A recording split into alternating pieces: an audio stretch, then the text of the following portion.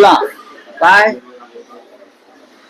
राऊतसाहेब, महापालिकांचे निकाल लागले, पण मुंबई महापालिकेत महापौर कोणाचा यावरून आता मोर्चे बांधणी सुरू झाली आहे. उपमुख्यमंत्री एकनाथ शिंदे यांचा पक्ष अडीच वर्षाचं महापौर पद यासाठी आग्रही असल्याची माहिती मिळते. एकनाथ शिंदे कोणत्या पदासाठी आग्रही आहेत हा त्यांचा प्रश्न आहे. त्यांचा पक्ष भारतीय जनता पक्षाचा अंगवस्त्र आहे. मी मागेही बोललो होतो. त्यांच्या पक्षाचे प्रमुख अमित शहा आहेत. त्याच्यामुळे अमित शहा कडे जाऊन ते मागणी करू शकतात.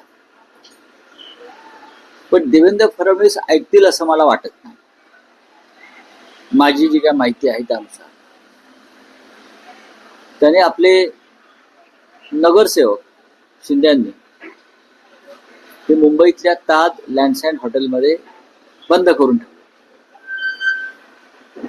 ज्यांनी शिवसेनेचे आमदार फोडले स्वतःचे, त्यांना स्वतःच्या नगरसेवकांची भीती वाटावी याचं मला आश्चर्य वाटतंय. आणि आमदार घेऊन ते महाराष्ट्रात नव्हते राहिले, ते सुरतला गेले होते सुरक्षित ठिकाणी.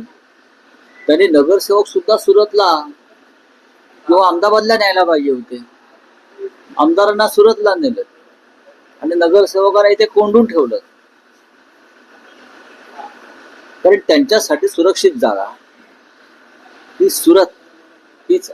इथे भारतीय जनता पक्षाचं त्यांना देवेंद्र फडणवीस यांच्या राजवटीची सुद्धा भीती वाटते.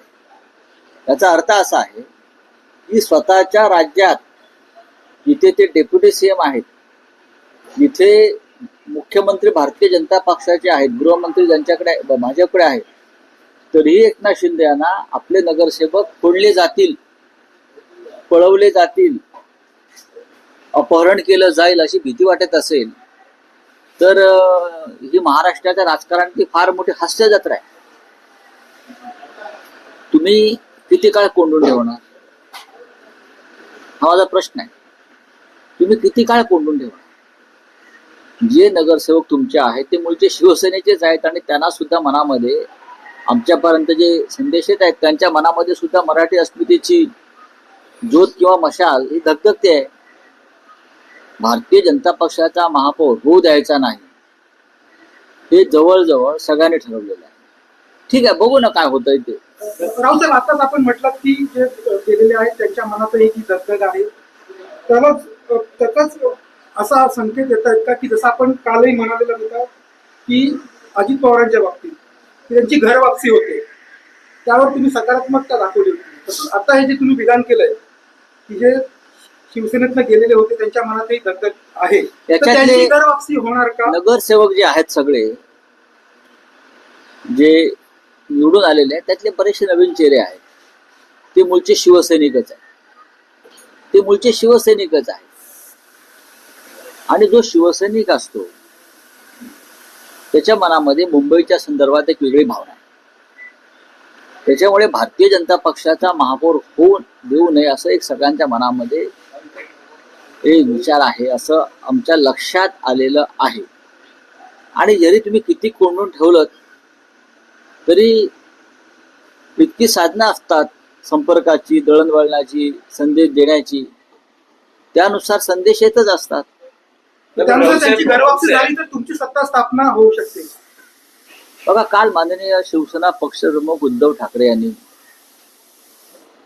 सांगितलं की मुंबईचा महापौर शिवसेनेचा किंवा ठाकरे बंधूंचा व्हावा यापेक्षा भाजपचा होऊ नये ही सगळ्यांची भावना आहे. आणि देवाची इच्छा असेल तर शिवसेनेचा महापौर बसू शकतो. काल मी सकाळी राज ठाकरे साहेबांची भेट घेतली.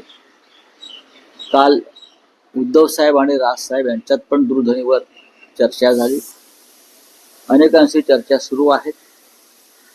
आम्ही सध्या तटस्थपणे या सगळ्या हालचालीकडे पाहत आहोत, पण पडद्यामागे बऱ्याच गोष्टी घडत आहेत. नाही, पण राऊतसाहेब, उद्धव ठाकरेंचं जे विधान होतं की देवाची इच्छा असेल तर आपला महापौर होऊ शकेल, शिवसेना उद्धव बाळासाहेब ठाकरे पक्षाचा अजूनही महापौर पदावरचा दावा नाही दावा म्हणण्यापेक्षा प्रयत्न आहेत का? एक लक्षात घ्या, दावा म्हणण्यापेक्षा जे आकडे आहेत ते आकडे जवळजवळ समसमान आहेत ना. 4चा फरक आहे, 4चा. एवढा मोठा आंतरराष्ट्रीय पक्ष, जगातला सगळ्यात मोठा पक्ष, ज्याने महाराष्ट्रातला सगळ्यात मोठा पक्ष शिवसेना फोडून एक वेगळा गट निर्माण केला, प्रचंड ताकद, प्रचंड पैसा, सत्ता याचा वापर करून पण त्यांना फक्त 4चंच बहुमत मिळालं. आणि मी तुम्हाला एक ऐतिहासिक सत्य सांगतो, तुमचं बहुमत किती मोठं असू द्या किंवा छोटं असू द्या, बहुमत हे चंचल असतं. हे लक्षात घ्या. बहुमत हे चंचल असतं, पाऱ्यासारखं. हे इथून तिथे, तिथून इथे कधी सरकू शकतं. हा एक खांबी डोलारा मोदींच्या करंगळीवरती उभा आहे, एवढंच सांगतो. नाही, पण जे मुख्यमंत्र्यांचं असं म्हणणं आहे की उद्धव ठाकरेंचं जेव्हा विधान आलं की देवाच्या मनात असेल किंवा देवाची इच्छा असेल तर आपला महापौर होऊ शकतो. फडणवीस असं म्हणतात की उद्धव ठाकरेंना कोणत्या देवाबद्दल बोलायचं, इन्व्हर्टेड मध्ये देवा. त्यांचं असं म्हणणं आहे की महायुतीचाच महापौर बसेल ही देवाची इच्छा आहे. नाही, महायुतीचा महापौर बसला असता तर 29 नगरसेवक कोंडून नसते ठेवले ना त्यांच्या सहकारी गटानं. जर एवढं सोपं असतं तर 29 नगरसेवक त्यांच्याच राज्यात कोंडून नसते ठेवले. याच्यावरती आमच्या देवाभाऊंचं काय म्हणणं आहे? त्यांची सुटका करा. त्यांचे नातेवाईक काही नगरसेवकांचं कदाचित अपहरण झालं म्हणून तक्रार देऊ शकतात. देवेंद्र फडणवीस 5 दिवस महाराष्ट्रात नाहीयेत, दावोसला आहेत. या 5 दिवसात बरंच काही घडू शकतं. नाही, डावोसला ते आहेत, काय गुंतवणूक वगैरे आणतात असं म्हणतात. ते अनेक वर्ष डावोसला जातात, पण गुंतवणूक काय महाराष्ट्रात दिसत नाही कुठे. त्यांची सगळी गुंतवणूक ही निवडणुकीमध्ये असते, स्वतःची, नगरपालिकांपासून लोकसभेपर्यंत. त्याच्यामुळे जी गुंतवणूक परदेशातून यायला पाहिजे ती आम्हाला कधीच दिसली नाही. आणि डावोसला बसून पण ते महानगरपालिकेचंच राजकारण करणार तिथे बसून. तर डावोसला जाता कशाला? मग इथे बसून डावोसची इन्व्हेस्टमेंट आणा ना तुम्ही. पण स्कोप आहे शिवसेना उद्धव बाळासाहेब ठाकरे पक्षाला, जेव्हा फडणवीस हे महाराष्ट्रात नाहीये, अनेकांशी संपर्क संवाद. फडणवीस महाराष्ट्रात नसले तरी ते राज्याचे मुख्यमंत्री आहेतच ना. फडणवीस यांना हे मान्य होईल का की अमित शहाच्या पक्षाचा इथे महापौर व्हावा?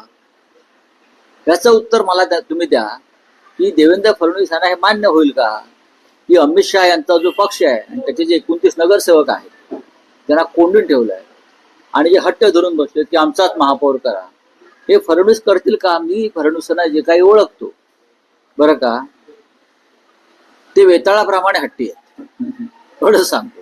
आकडेवारीचा मुद्दा मांडला. नगरसेवक निवडून आलेले आहेत. हे असं आहे की देवेंद्र फडणवीस असं म्हणाले, मी आज ऐकलं की मुंबईतल्या मराठी मतदारांनी आम्हाला मतदान केलं, शिवसेनेला नाही. मग हे 76 आले कुठून? आपण जे म्हणताय ना की मुंबईतल्या मराठी मतदारांनी आम्हाला म्हणजे भाजपला मतदान केलं असा दावा जर देवेंद्र फडणवीस करत असतील तर तुम्ही सांगताय 76 हा आकडा आला कुठून? त्यांची त्यातनं बहुसंख्य त्याचे भाजपचेच आहेत. हा, पण रावसाहेब, बऱ्याच दिवसानंतर महाराष्ट्राच्या राजकारणात हॉटेल पॉलिटिक्स परत सुरू झालेलं आहे. त्यावर काय सांगणार? कारण सत्ता उलथापालथ झाली तेव्हाही हॉटेल पॉलिटिक्स होतं आणि महाराष्ट्रातही आता हॉटेल पॉलिटिक्स सुरू झाले. नाही, नगरसेवक स्वतःच्याच राज्यात जर लपून ठेवायची वेळ येत असेल तेव्हा राज्यातली कायदा सुव्यवस्था पूर्णपणे ढासळलेली आहे हे एकनाथ शिंदे यांनी फडणवीसांना दाखवून दिलं. राज्य त्यांचं, गृहमंत्री त्यांचा, मुख्यमंत्री त्यांचा, संपूर्ण बहुमताचं सरकार, दादागिरी त्यांची, गुंडगिरी त्यांची, माफिया त्यांची. तरीही एकनाथ शिंदे यांच्यासारख्या स्वतःला भाई म्हणून घेणाऱ्या अमित शहाच्या माणसाला स्वतःचे नगरसेवक बंद करून ठेवावे लागतात. या राज्यातली कायदा सुव्यवस्था पूर्ण खतम झालेली. पण हे महापौर पद मागणं, कारण शिंदे आग्रही असणं, यामागे असं म्हटलं जातं की आतापर्यंत मुंबईचा महापौर शिवसेनेचाच अशी एक प्रथा परंपरा राहिलेली आहे. शिवसेनेच्या जन्मशताब्दी वर्ष शिवसेनेचा डुप्लिकेट शिवसेनेचा नाही ना, ही शिवसेना नसून अमित शहाची सेना आहे असं आम्ही वारंवार सांगतो. म्हणजेच अमित शहाना त्यांचा माणूस मुंबईवर बसवायचा आहे. अमित शहाना एकनाथ शिंदेच्या गटाच्या, स्वतःच्या गटाच्या माध्यमातून त्यांचा माणूस बसवायचा आणि देवेंद्र फडणवीस त्याला मान्यता देणार नाही. नाही, पण बाळासाहेबांचं जन्मशताब्दी वर्ष ते आम्ही बघू ना, त्यामुळे ते आम्ही पाहू ना, मुंबईचा महापौर असावा, ते आम्ही पाहू ना. शिवसेनेचा महापौर असावा. असायला पाहिजे, असायलाच पाहिजे. पण बाळासाहेबांच्या जन्मशताब्दीलाच एकनाथ शिंदे यांच्यासारख्या लोकांनी मुंबईचं महापौरपद किंवा मुंबई भाजपला दान केली, भाजपच्या घशात घातली. याबद्दल त्यांना बाळासाहेब ठाकरे कधीच माफ करणार नाहीत. राजसाहेब, आता आपण म्हटलं की मुंबईचा महापौर शिवसेनेचा असला पाहिजे, तर त्यासाठी पर्याय कुठले उपलब्ध आहेत? कारण आकड्यांचं आपण जर गणित पाहिली तर आपल्याकडे दोनच पर्याय समोर शक्यता दिसतात. एकतर भाजपबरोबर सरळ थेट जाणं, अन्यथा उभाटाचे माफ करा शिंदे सेनेचे जे काही आपले नगरसेवक आहेत त्यांना घर वापसी करून घेऊन काँग्रेस, राष्ट्रवादी आणि अन्य असं दोनच पर्याय आपल्यासमोर हो, दिसतात. पण मला असं वाटतं की तुम्ही थोडं थांबलं पाहिजे. सगळ्या प्रश्नांची उत्तर आता कशाला द्यायची? जे 29 नगरसेवक कोंडले गेलेले आहेत त्यांचा जो कोंडमारा सुरू आहे तो मराठी अस्मितेचाही कोंडमारा आहे ना त्यांचा. निवडून आले वगैरे ठीक आहे, पण शेवटी मुंबई ही भाजप धर्जिण्या भांडवलदारांच्या हातात जावी असं कोणालाच वाटणार नाही. एकनाथ शिंदे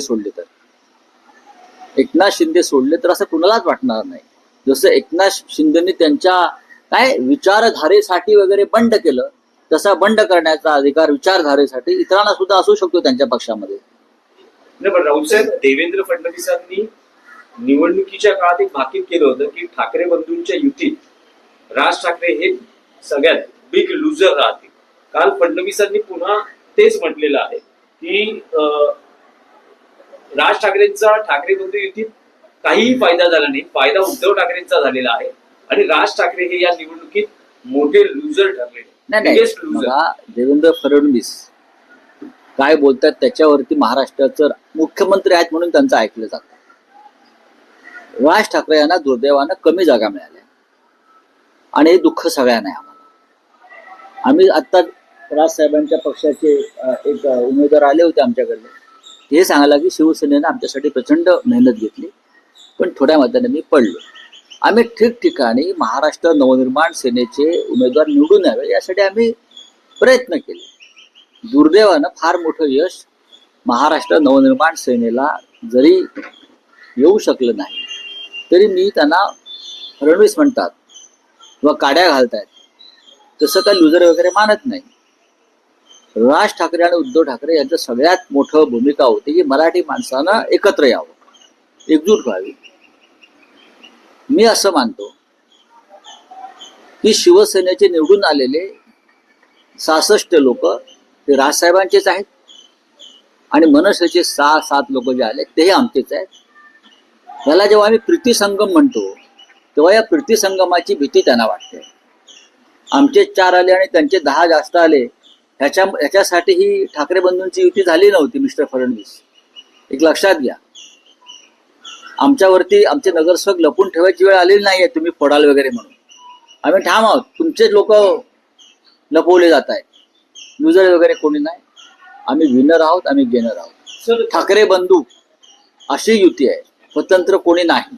जे टाटा समोर होते त्याच्यामध्ये मतपोळी किंवा विभाजनामुळे किंवा बंडखोरीमुळे 32 तुमच्या सीट्स पडलेल्या आहेत.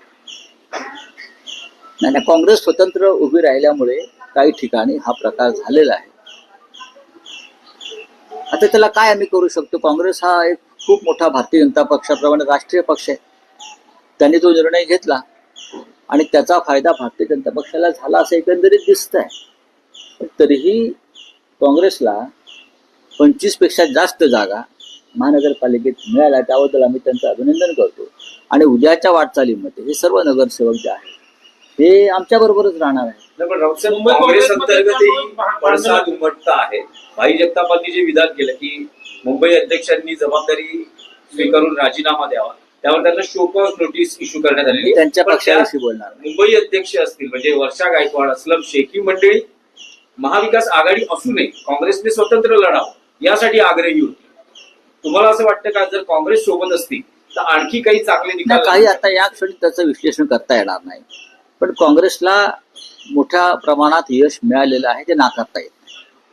काँग्रेसला 25 पेक्षा जास्त जागा मुंबईत मिळाल्या आहेत. साधारण मुंबईत तितकीच त्यांची ताकद कायम राहिलेली आहे या आधी सुद्धा. आणि जवळजवळ तेवढ्या जागा त्यांनी मिळवल्या. त्याच्यामुळे यश अपयशाचं विश्लेषण करण्यापेक्षा ज्या जागा त्यांच्या जिंकून आलेल्या आहेत त्या भारतीय जनता पक्षाच्या विरोधातल्या पुढल्या लढाईमध्ये आमच्याबरोबर राहतील. रावसाहेब, काल फडणवीसांनी एक विधान केलंय. फडणवीस म्हणतात की निवडणुका संपल्या, आता कोणीही शत्रू नाही, विकासासाठी जो सोबत येत असेल त्याला सोबत घेऊ. त्याआधी कोंडलेले नगरसेवक जे आहेत विकासासाठी त्यांना बाहेर काढा. तुमच्याच पक्षाचे, तुमच्या अमित शहाच्या पक्षाचे त्या 25 नगरसेवक जे कोंडून ठेवलेले आहेत ताज लँडस्केप नावाच्या हॉटेलमध्ये बंद करून आणि बाहेर चौकी पहारे बसवलेले आहेत खाजगी, त्यांना आधी बाहेर काढा अशी माझी त्यांना विनंती. त्यांना मोकळं करा, त्यांना मोकळा श्वास घेऊ द्या या मुंबईमध्ये स्वतःच्या. राज्याचे मुख्यमंत्री म्हणून तुम्ही ताबडतोब पोलीस आयुक्तांना आदेश द्या बरं का. नाहीतर आज मी तिथे ताज लँडस्केप मध्ये आम्ही जेवायला चाललेलो आहोत, तर आमच्यावर संशय घ्यायचे काही करू.